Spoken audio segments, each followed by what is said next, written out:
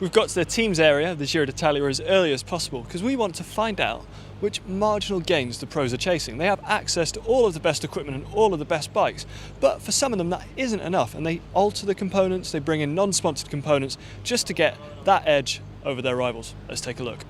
What do you want from a tyre? You want grip, you want puncture resistance, you want them to roll quickly, and as tyres get slightly wider, you also want them to be quite aerodynamic. Well, tubular tyres have been around in road racing for pretty much as long as road racing has been around, but tubeless tyres that are common in mountain biking are yet to make the jump.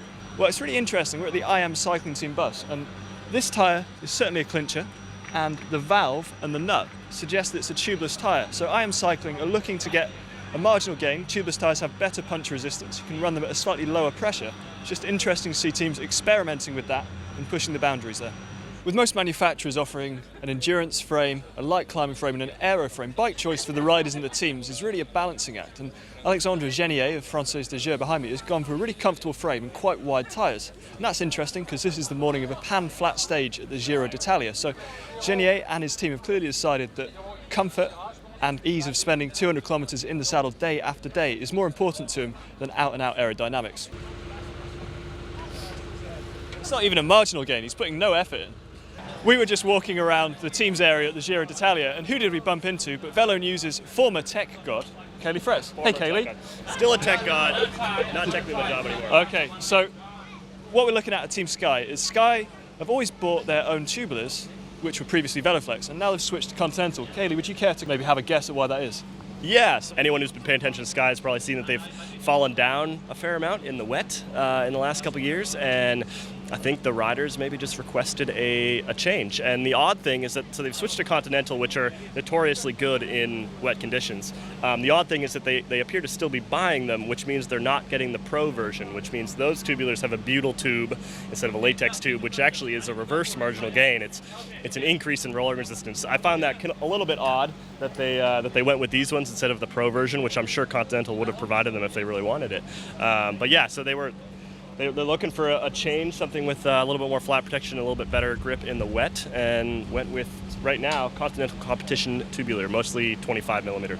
Teams and riders have a bunch of equipment choices at their disposal. They can go from very deep wheels through to shallow wheels, and they've got cassette choices too. So 1123s for the flatter days through to 1132s for the really hilly days. Now, Lotto Jumbo NL, across the board here, have chosen a Dura Ace C75 in the back and a Dura Ace C50 at the front. Caley, what course might influence that equipment choice? Well, today's pretty much dead flat. It's a ride from here in Civita Nova up to Forlì. It's sort of along the coast, so it's going to be windy, a little bit of wind out of the north, I think. They want a nice, deep, aerodynamic rear wheel, and then a slightly shallower front wheel. Still aerodynamic, but slightly shallower, so that they can handle it in the crosswinds a little bit better. And why would, we've seen most teams are actually using 1128s every day, so why would they drop down to an 1125? Well, with a modern 11 speed, 1125, you have almost a straight block. The spacing in between each gear is really tight, so every single click of the shifter, you're not getting a big change in cadence. So if you're spending your whole day sort of within this really narrow sort of, maybe 40 to 50 kilometers an hour, you want sort of all the gears you can possibly get in that range.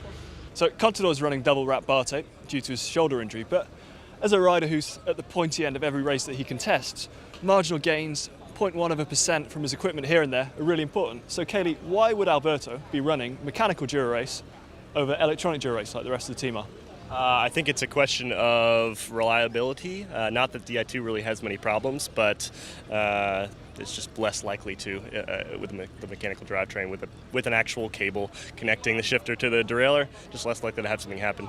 So he also has these ceramic speed stickers on his wheels, which the rest of the team don't. So presuming he is running those bearings, how much faster are those ceramic bearings actually going to make him? There's actually much debate about that. Depends on the test that you look at. It's not a lot. Maybe somewhere between sort of half a watt and maybe 5 or 6 watts, depending on where you look. Look how tightly he's cut the cables. Yeah. Just like the level of attention to detail on his bike compared to some of his teammates. Yeah, I mean, his mechanic, Alberto's mechanic, is an icon. He's been around a long time. Like I said, this is probably one of the best taken care of bikes anywhere here. Stuff like that doesn't seem like much, but when frame manufacturers are spending thousands and thousands of dollars just to tweak frame tubes a little tiny bit to improve aerodynamics, and you leave a little dangling cable out there can have the exact same effect. You might as well cut it as short as possible. Save yourself half a gram and a little bit of drag. I've never actually struggled with grip on cleats and pedals, so this is the standard setup. You can see just the steel plate. But Louis Vervaecke, this guy here, clearly wants a little bit more grip, wants his pedals to feel a bit more solid, so the mechanics have covered the steel plate with lizard skin grip bar tape. Is that a marginal gain? Yeah, it is, because it means that if you're using a cleat with even zero flow, your foot's just less likely to move around in the pedal, more power through the pedals, go faster. So from that, it's clear that the pros are doing some really interesting stuff to improve their own bikes. If you'd like to see our top 10 upgrades for your bike, click right there. To see more of our pro bike videos, click down there. And finally, to get more great cycling videos, click on me and subscribe to GCN. And if you like this video, don't forget to give it a thumb up.